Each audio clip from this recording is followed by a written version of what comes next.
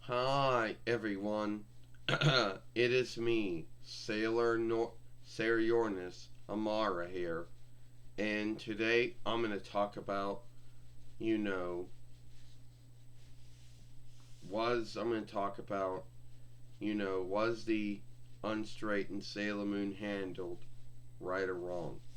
Now, I may have talked about this many times before, but there are some folks out there who, think that the unstraight were handled badly, or some folks who wondered, oh, why did Dic And Cloverway do what they did? Now, it's not like how it is now, where there's more folks, I guess, who are open minded, have an understanding of it, are trusting of it.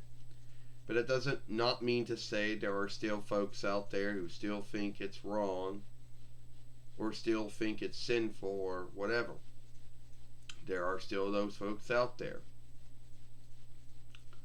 Now, a lot of folks are going to say that, well, some show out there may have done it before Sailor Moon. I don't know.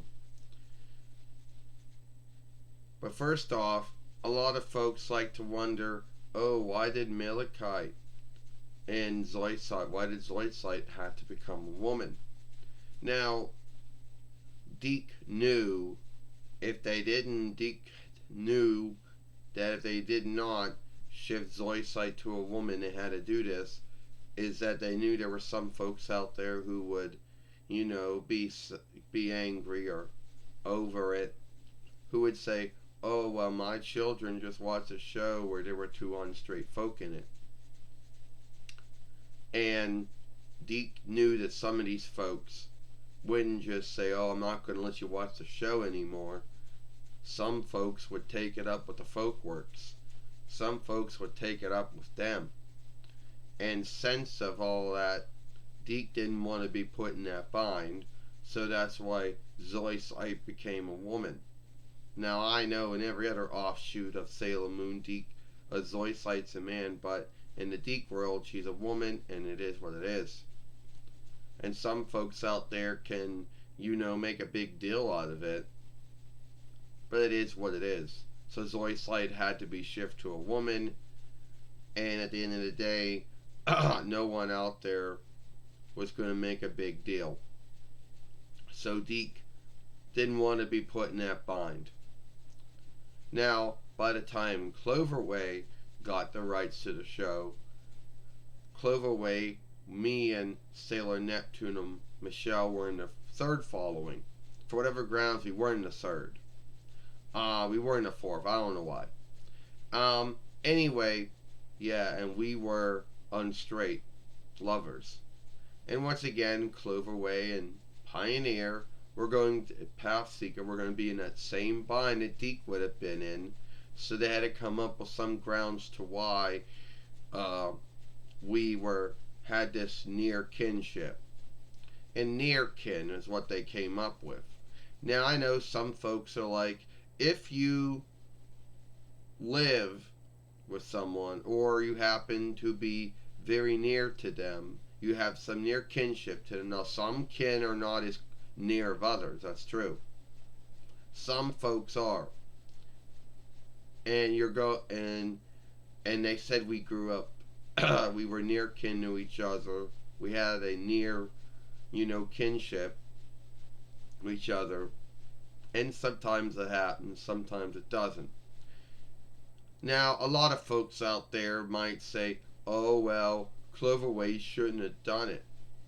Well, if Cloverway didn't do it, they'd be put in the same bind that Dic would have been in, with folks getting angry that their kids watched a show with two unstraight folks in it. Even though really didn't do anything wrong, they wouldn't say it was wrong. And instead of just saying you're not going to watch that show anymore, some of them would have taken it up with the folkworks. Some would have taken it up with Cloverway. So Cloverway had to come up with the grounds so they wouldn't be in that bind. Now I know some of you folks out there like to think that Fish's Eye, or however you want to say her name, Some folks think she's unstraight. But to my understanding, and this is just my take, I have to watch Cloverway and Viz's on it. My understanding is that Fisheye is a woman and all offshoots. So I'm not going to talk about Fisheye because she's a woman in all the offshoots, and there was no need to do anything to her. Now, some folks have this belief that the Sailor Starlights of Sailor Stars, that would have been, oh God, the fifth and last following a Sailor Moon, when they shape shifted, they became women, or at least, and a lot of folks out there felt that Cloverway wouldn't have known how to clean that up, so that's why they never did anything with it. Well, that's just been a held belief to why the fifth following never got any English work until years later by Viz. So it's not, and some folks might say, oh, why does Viz didn't have to do anything? Well, by the time Viz got the deal to work with Sailor Moon, most of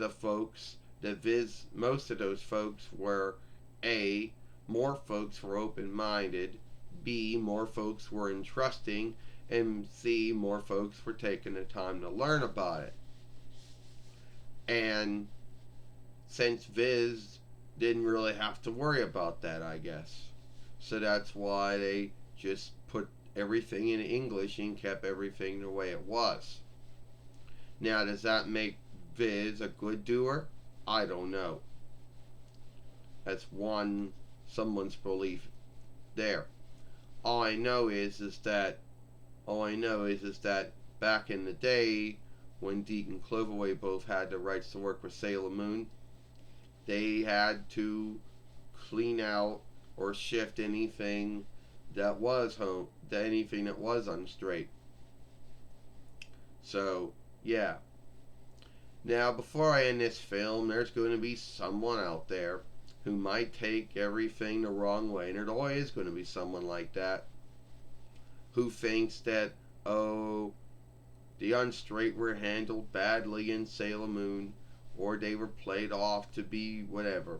I'm not here to talk about how the selves were played or how they were shown. I'm just here talking about why Dic and Cloverway had to make some shifts, how Zoisite became a woman, how me and Sailor Neptune Michelle, how we became near kin. So it is what it is. Now anyway, looks like we're going to end this film. And if you like this film, then follow us over here at Sailor Moon for Life. Watch the other film we made yesterday over here with Sailor Pluto, talking about why Pluto's still a world, even it's a small world. I, Sailor Uranus, I, Sailor Uranus Amara, and I hope you like this film. Bye.